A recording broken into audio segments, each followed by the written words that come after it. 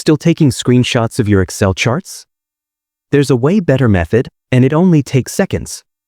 Today, I'll show you the easiest and cleanest way to save your Excel chart as an image. Perfect for reports, emails, or presentations. Okay, let's dive into it.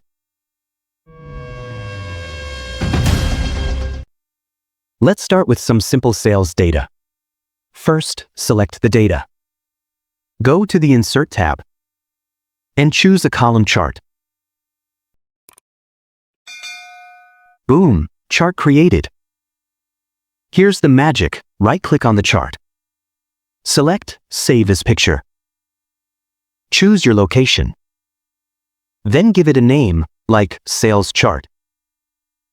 Now, make sure to set the Save as type to PNG, JPEG, or your preferred image format.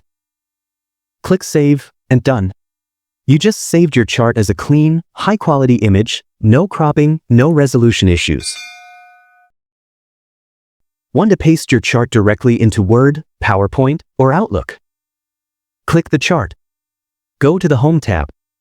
Click the drop-down next to Copy. Select Copy as Picture. Choose, as shown on screen, and Picture. Click OK. Now you can paste it anywhere. And done.